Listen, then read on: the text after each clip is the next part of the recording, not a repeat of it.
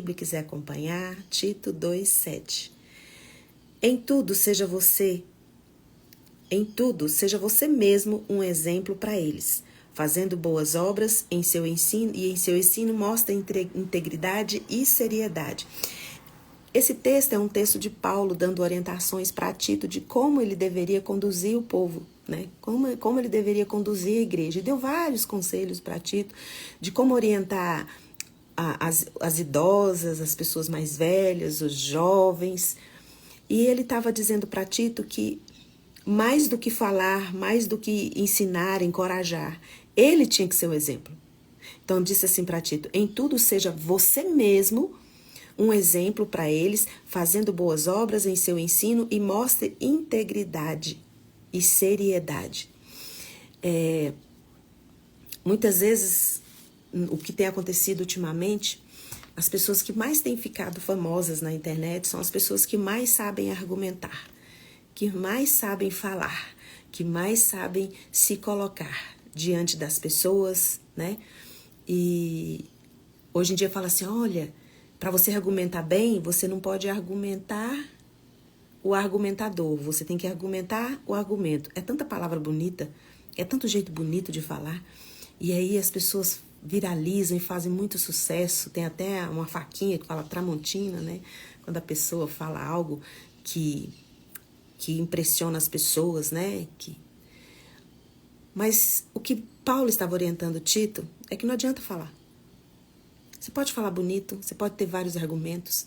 Se você não vive o que você fala, se você não é coerente com o que você está vivendo, as palavras não têm valor nenhum, não trazem mudança.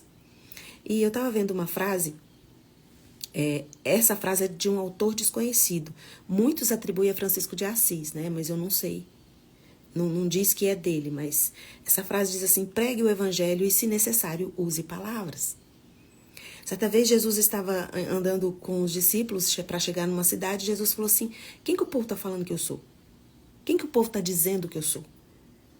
Aí os discípulos, uns falam que o senhor é Elias, outros dizem que o senhor é um profeta, estão dizendo isso e isso. Aí Jesus falou: e vocês? Quem vocês falam que eu sou? E o que vocês pensam de mim? Quem vocês olham para mim e vê que eu sou? Aqueles discípulos caminhavam com Jesus e eles viam quem Jesus era, né? Só que Jesus não estava em todos os lugares, fisicamente, em todo o tempo. E os discípulos às vezes saíam de perto, né? E Jesus falou: e quando vocês chegam perto das pessoas, o que as pessoas estão dizendo de mim? O que elas pensam de mim? Em Marcos 8 e Mateus 16 conta o relato, mas cada um tem uma percepção diferente. Quando Marcos conta essa parte, ele diz que Jesus pediu para os discípulos não falarem quem ele era.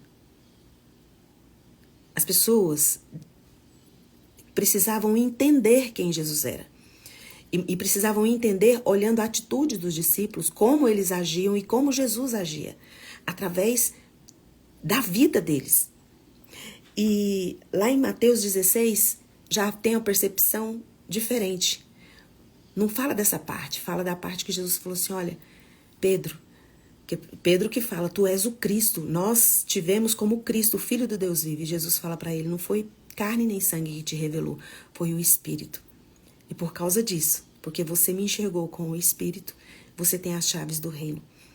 O que você ligar no céu vai ser ligado na terra. O que você desligar na terra vai ser desligado no céu. Eu vou fazer de você a minha igreja. Você tem as chaves do céu porque você conhece a verdade. Então você conhece quem é Jesus? Você sabe quem é Jesus? Quem é Jesus para você? Às vezes nós temos um discurso muito teológico, muito rebuscado, mas quando chega o dia mau, a gente não consegue alinhar o nosso discurso às nossas reações. Nós entramos em desespero. Nós entramos num lugar de muita ansiedade. E cadê o Cristo, o Evangelho que salva? Salva, resgata, cura. Temos que olhar para Jesus e saber que o Evangelho muda atitude, muda comportamento.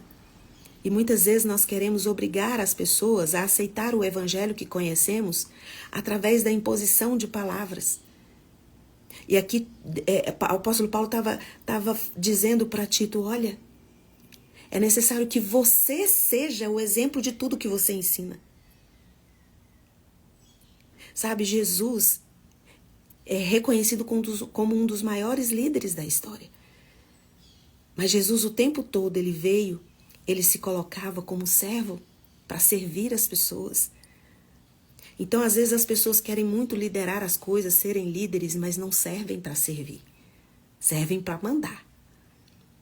E aí, aquela função não é cumprida com excelência, porque o resultado não são resultados excelentes, porque o líder só mandou, o líder não. Então, para você ser um líder, para você liderar, para você ter autoridade para falar, você precisa ser. Você precisa servir antes. Então, Paulo estava orientando Tito o seguinte, não adianta você se colocar no lugar de ensinar as pessoas se você não vive na sua vida, se você não vive o evangelho. Você precisa ser o exemplo. Você precisa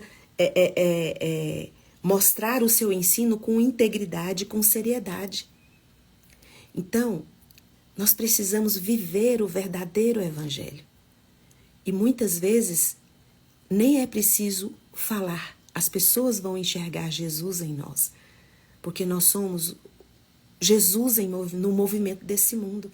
Sabe? A doutrina que você conhece, se ela não é uma doutrina que serve as pessoas, uma doutrina que tem uma vida que pode servir de exemplo. Olhem para mim. Paulo chegou num nível que ele falava assim, olha, sede, pois, imitadores de Cristo como eu sou. O nível de intimidade e relacionamento que ele tinha com Jesus. O que as pessoas do seu trabalho dizem que é Jesus? Da sua casa, do seu meio que você convive. O que elas dizem sobre Jesus? Sabe, muitas vezes nós queremos convencer as pessoas, queremos corrigir as pessoas, falarem que elas estão em pecado, queremos exortar as pessoas. No versículo 15 de Tito 2, fala assim, olha, dá as orientações e diz assim, olha, é isso que você deve ensinar. Encorajando-os e repreendendo-os com toda a autoridade, porque aí ninguém vai ignorar o que você está dizendo. O que Paulo estava dizendo para Tito é o seguinte, você precisa viver o que você está pregando. Você precisa viver, ser exemplo para as pessoas. Porque se você não viver o que prega, as pessoas vão desprezar o que você está dizendo. Não vão ouvir você. Agora, se você vive, se você está vivendo o que você está pregando, o Cristo que você está pregando, você está vivenciando Ele na sua vida, você está experienciando Ele na sua vida, você não vai querer corrigir a vida de todo mundo. Você não vai querer ficar o tempo todo repreendendo todo mundo. Você está em pecado, você está agindo errado, isso é pecado, você vai para o inferno. Fala, encorajando-os. Primeiro você encoraja a pessoa. E sendo o exemplo, você tem autoridade para dizer àquela pessoa que ela está tomando a decisão errada, que ela está escolhendo um caminho errado. Mas primeiro, nós como igreja de Cristo, às vezes nós confundimos a ordem das coisas. Queremos o tempo todo apontar pecados. E na Bíblia só tem um acusador. E o nome dele é Satanás. E nós fomos chamados para ser a igreja de Cristo nesse tempo. E nós temos exemplos, uma multidão de testemunha na Bíblia, de como a gente faz isso para ser Cristo no movimento do mundo. E pode passar o tempo que for. Jesus não precisa mudar para se adaptar o novo jeito de viver. Porque agora a gente está no mundo moderno, chegou a internet. Deus não precisa mudar para se adaptar ao mundo moderno. Ele continua sendo o mesmo. E a mensagem da cruz continua sendo a mesma. Então seja você exemplo do que você quer mudar no mundo. Às vezes você vê coisas erradas e você quer corrigir. Antes de você apontar o erro para alguém, lembre-se que você é a resposta para a pessoa. Porque às vezes nós apontamos erros e não apontamos soluções.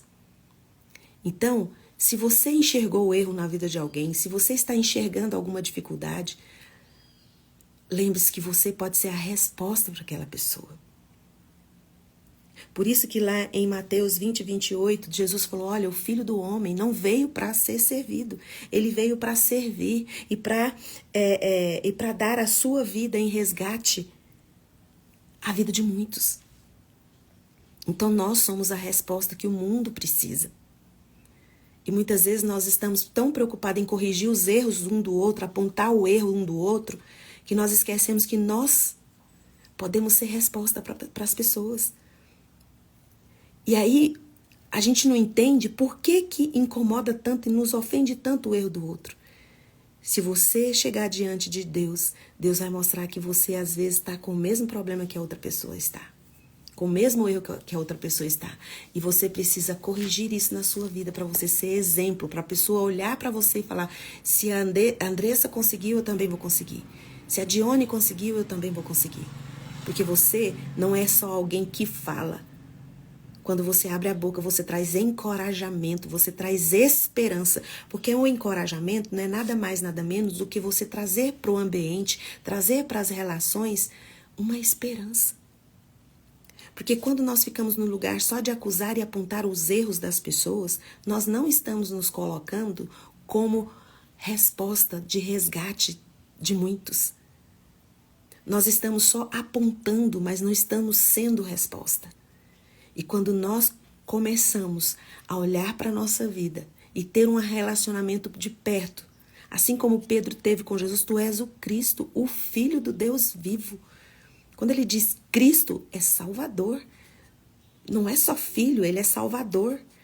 O Cristo crucificado, que derramou o sangue na cruz do Calvário, nos dá poder para sermos exemplo, para arrastarmos pessoas para soluções, não ajudá-las a caírem num abismo maior.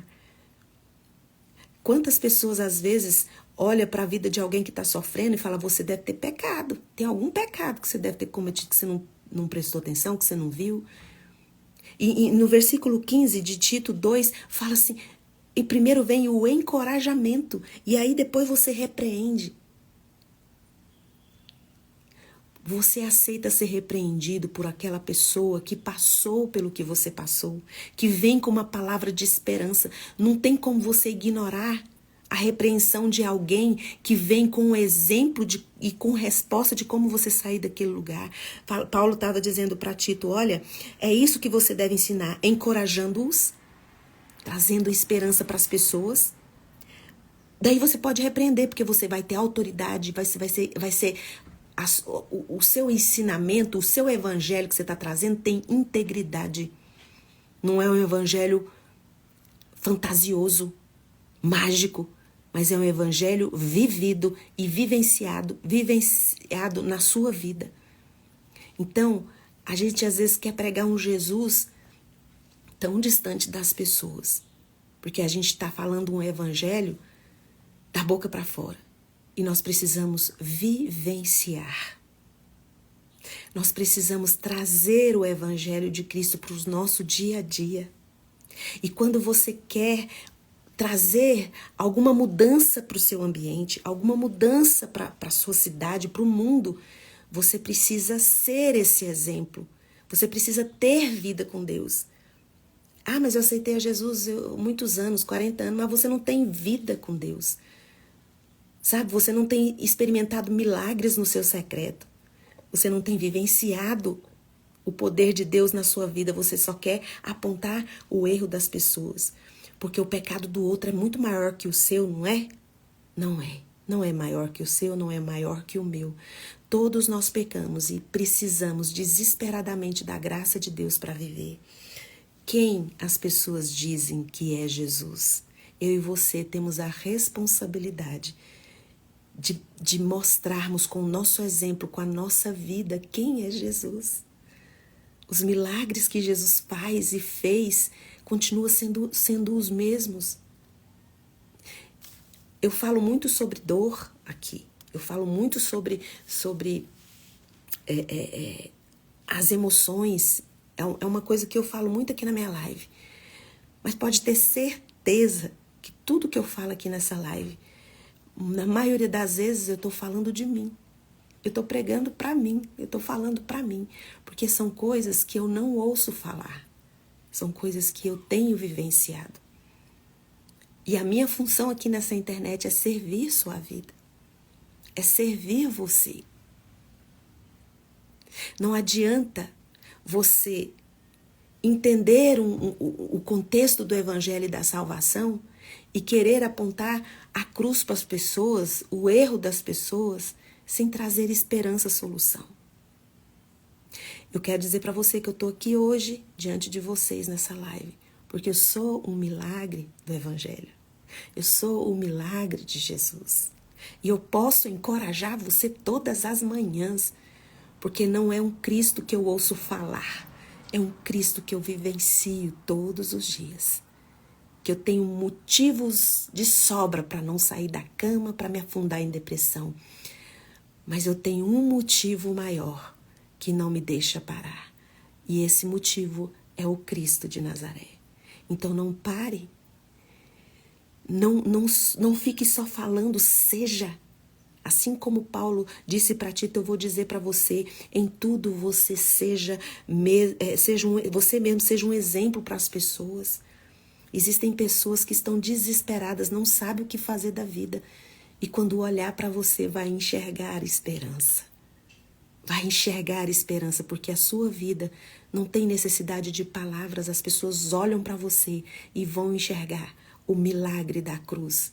O milagre do sangue de Jesus derramado na cruz do Calvário, que te coloca de pé e coloca você para ser resposta. Você sendo resposta de Deus para o mundo. Um mundo vazio, triste, que vive de aparência, que no dia mau não sabe o que fazer, entra em desespero. E você que conhece o Cristo, quantas vezes você já teve a oportunidade de desistir? Mas Jesus veio com o poder dele e te resgatou e te tirou desse lugar. Seja você a resposta que o mundo procura, seja você o exemplo. Sabe, tem muitas pessoas que falam bonito, tem muitas pessoas que mitam, lacram na internet. Está precisando de pessoas que sejam o evangelho de Jesus, que preguem a cruz. Porque no final, a mensagem da cruz é a única que pode transformar a vida das pessoas, transformar atitudes e transformar comportamentos. As outras coisas não têm o poder.